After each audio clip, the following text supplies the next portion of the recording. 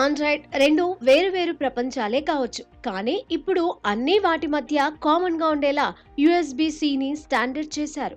ఇలాంటి చర్యలతో ఎకోసిస్టమ్స్ మధ్య కంపాటిబిలిటీ పెరుగుతుంది, దూరాలు తగ్గుతాయి. మొదటగా చేయాల్సిన పని ఓపెన్ స్టాండర్డ్ ప్రోటోకాల్స్ ని ప్రోత్సహించడం. అసలు ఓపెన్ స్టాండర్డ్ ప్రోటోకాల్స్ అంటే ఏంటి? ఇవన్నీ ప్లాట్ఫామ్స్ మీద పనిచేస్తాయి. అన్ని ఎకోసిస్టమ్స్ లోనూ కామన్ గా ఉపయోగపడతాయి. ఇదిగో ఇప్పుడు చెప్పుకున్న యుఎస్బి-సి స్టాండర్డ్స్ ఉందే, అదే విధంగా మ్యాటర్ అనే ఒక ఓపెన్ ప్రోటోకాల్ ఉంది.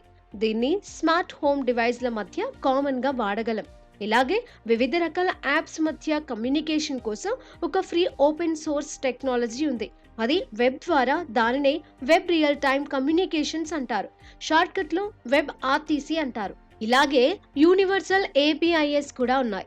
ఇవి ప్లాట్ఫామ్ ఇండిపెండెంట్, అంటే ఒక ఎకోసిస్టమ్ లో ఉన్న సర్వీసుల్ని మరో ఎకోసిస్టమ్ లో వాడుకోవాలంటే ఇవి ఉపయోగపడతాయి. క్రాస్ ప్లాట్ఫామ్ యాప్స్ అనేవి మరో solution. For example, Spotify music app, Zoom, teams లాంటి వీడియో కాన్ఫరెన్సింగ్ యాప్స్ వాడే ఉంటారు కదా. మీరు ఉపయోగించేది పీసీ అయినా, మ్యాక్ అయినా, ఆండ్రాయిడ్ ఫోన్ అయినా సరే, ఈ యాప్స్ ఎలాంటి ఇబ్బంది లేకుండా పనిచేస్తాయి. ఇలాగే కొన్ని క్లౌడ్ బెస్ట్ సొల్యూషన్స్ కూడా ఎకోసిస్టమ్స్ మధ్య కంపాటబిలిటీ సమస్యలు తగ్గిస్తాయి. ఫర్ ఎగ్జాంపుల్, యాపిల్ డివైజుల్లో గూగుల్ డ్రైవ్ వాడొచ్చు. విండోస్ పీసీలో యాపిల్ వాళ్ళ ఐక్లౌడ్ ఉపయోగించవచ్చు.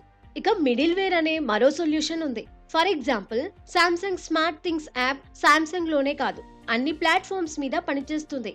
ఇలాగే ఓపెన్ సోర్స్ తో రూపొందిన హోమ్ అసిస్టెంట్ కూడా.